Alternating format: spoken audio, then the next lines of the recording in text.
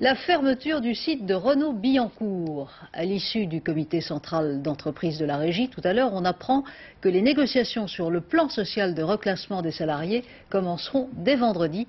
Véronique Auger en connaît déjà les grandes lignes. Dans 2 ans, ces ateliers seront vides. Objectif de la direction, le départ des 4000 salariés ne doit pas provoquer de vagues dans les autres usines du groupe. On va donc essayer de contenter tout le monde. Les plus âgés auront droit à des pré-retraites.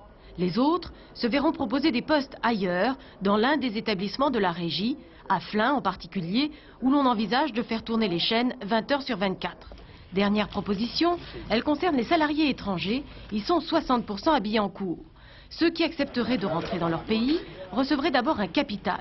Exemple, un ouvrier de 50 ans avec 20 ans d'ancienneté recevrait près de 80 000 francs.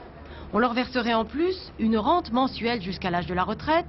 Exemple, un ouvrier de 50 ans avec 20 ans d'ancienneté percevrait 1 600 francs par mois.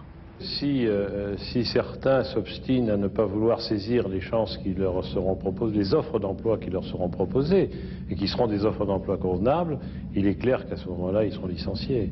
Mais ce n'est qu'au terme de procédures de reclassement, de conseils, de discussions avec les individus que cette éventualité se présenterait. Donc en dernier recours. En dernier recours. Le plan social sera négocié avec les syndicats, mais la direction a déjà prévenu, il sera appliqué même sans leur accord.